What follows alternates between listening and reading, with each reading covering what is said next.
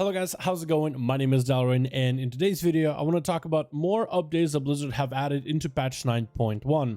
It looks like Blizzard is continuing to add more quality of life updates for all of our characters, whether they are mains and even alts. There was a significant change to the Soul Ash system in terms of how we acquire, but also how much of it we acquire and how alt friendly is going to be. Speaking about alt friendliness and catch-ups, it looks like Blizzard is adding even more stuff to Korthia as well as the Maw. And we are testing some of the current versions of the Maw and the Korthia, which looks like maybe has some catch-up mechanisms. Especially since we have to grind quite a lot of renown, Blizzard is already adding catch-up mechanisms for Korthia and the Maw, and it looks like those catch-up mechanisms could be available really early into patch 9.1. Finally, we're going to finish off with a bit of Torghast, as that actually got a little bit of a visual update in this patch. It was kind of surprising since Blizzard didn't really comment about doing any kind of Torghast changes with this build, but looks like this week they did make some adjustments. First of all, let's talk about Soul Ash itself. It is the bread and butter for crafting our own legendaries, and right now getting Soul Ash for our characters takes a little bit of time. It's not the longest amount of time we've ever had, but definitely does take quite a bit. And that becomes especially apparent once you start getting some alts up and running. You gotta get yourself geared. You gotta get yourself that Radar IO score or PvP score in order to be able to join groups, but also you gotta craft your legendary. The actual recipe acquisition is generally not that bad. You either have a dungeon that you can run on a Mythic Plus key, or keep queuing Torghast until you get the right floor to get your legendary, or if you're unlucky enough to have it on a world boss rotation. But outside of that, the only thing that you really need to get is a little bit of gold to buy the resources from the auction house, but also that sweet Soul Ash that you can never get enough of. In 9.1, Blizzard has said that they're going to be rewarding even more Soul Ash. So when you are struggling to get your Soul Ash to craft your first legendary, or get enough week by week in order to craft your rank 4 Lego, it'll be a lot easier in 9.1 to do so. It's going to be great for players that maybe want to swap their secondary stats on the current Lego. Maybe you started out the expansion playing haste versatility, and now you want to transition into mastery crit playstyle because you figured out better secondary stats for your class or spec, and with extra Soul Ash you'll be able to do so. But also on Korthia, they added a vendor of Bonesmith Earmere. I think it's Earmere, I always call it Hymere, but the Bonesmith is now going to be a vendor for Soul Ash. Instead of having to do Torghast, you can just buy it separately from Earmere. You'll buy for 300 Soul Ash and you'll get 250 that you can send to your alts.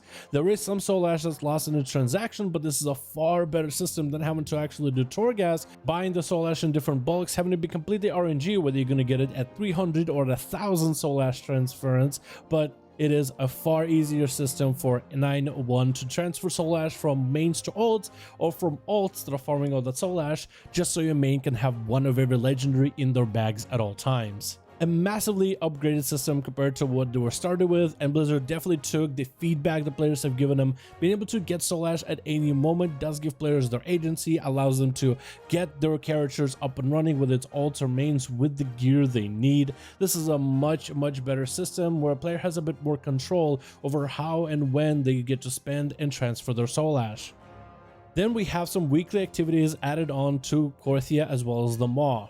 First of all, one of them is going to be the invasions. There's going to be a bunch of invasions happening in the Maw as the Covenants themselves with the storylines take the fight to the Maw itself and the Jailer's forces. So you have the forces of Revendreth, the Kyrian, and the Necrolords. Currently the Fae are not available for testing just yet, but the Venthyr have been a new force that was added in the weekly rotation for the assaults. This week I got to try out the Venthyr as well as the different rewards that they offer, and finally Blizzard was able to add another way for you to get the Soul Cinders that we talked about. Soul Cinders is a currency you'll be able to use in order to craft your rank 5 and rank 6 legendaries, which are going to be way above what Soul Ash can get you. So this is going to be currency available from the new Wings of Torghast, but also it looks like you can get it from weekly activities as well, which I think is a good thing, giving players more ways in order to be able to get similar currency instead of having to do Torghast, for example, doing some dailies or some world quests or maybe an assault to get some of the necessary currency needed for the week. I think is a good way of going about it. It gives players a little bit of ways to choose what activity is the one, but still be able to get the same resources they need for that week. But also these assaults is a great opportunity for you to get renown as well. It looks like it actually gave my rogue a little bit of renown. I'm not sure if on PTR it's treated the game as if like we've been a couple of weeks into patch 9.1 and all the catch-up mechanisms for renown are active, or if this assault is supposed to give you renown once a week. Again, could be another way for you to be able to get renown for your characters, plenty of catch-up, and the catch-up rewards with the soul cinders and potential for catch-up gear from these assaults could be a great place for you alts to go into. So as you level in alts in patch 9.1 and you feel like you're going to be behind on renown, behind on currency, behind on soul cinders, it looks like Blizzard's assaults in Maw are actually going to be able to supplement for all those catch-up mechanisms. Then we also have the actual Korthia event itself. As part of the Korthia event, doing activities in the Maw or Korthia does fill up this bar where you're supposed to defeat jailers forces once a week. It's kind of like a weekly quest, just like the assaults, but it's kind of like do any activity you want to in the Korthia and the Maw, be it assaults or dailies or treasure farming or rares, something you'll at this point in patch 9.1 PTR can fill up in a single day if you want to. And that currency also starts to drop a lot more catch-up gear as well. Yeah, decent catch-up gear at 207 item levels, so it's not going to be able to get a character up and running and ready for the mythics of the next raid or anything, but for a fresh new level 60 character in 9.1, that's quite a bit of catch-up gear, especially if it's something like a weapon for a melee. That could be a huge upgrade. Earlier in the week, we also talked about how there'll be a way for you to upgrade this catch-up gear found from Korthia, so that gear can even be upgraded even more, just for doing activities in Korthia, which you'll be doing anyway in order to fill up that bar. So overall, those are two big quality of life things getting added into patch 9.1, particularly for alts, and these are really good. This is extra catch-up resources, extra catch-up currency, ability for you to be able to swap soul ash around your characters to make sure that everybody has the legendary they need. Overall, these are very good changes and looking very exciting for patch 9.1. We also got a small update for Torghast, but a visual update rather than any of the game mechanics. First of all, the Torghast rooms are a little bit different looking. A lot of them look like they have some sort of an extra layer of a hue or almost like a filter applied to them. Whether you're doing Cold Heart Anesthesia or Mortar hallway, all those hallways now have a little bit of a different filter to them. But besides that, you also have a chance to get different rooms for your Torghast runs.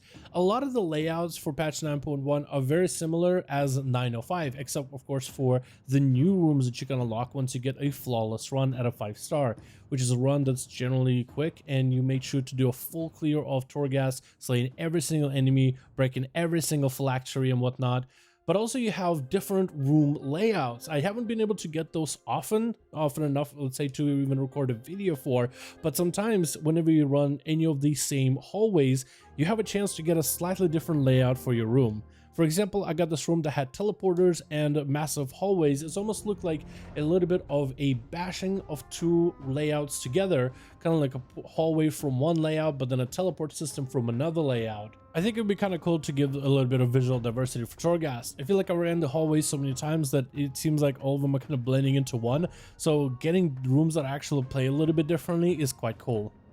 But that's going to be everything we have for today's video and updates for you guys. A lot of good quality of life changes happening for patch 9.1, and I cannot wait to take a look at more of them in the future. Thank you guys so much for watching this video. I really do hope you guys enjoyed. Let me know your thoughts, and as always, I'll see all of you guys in another one.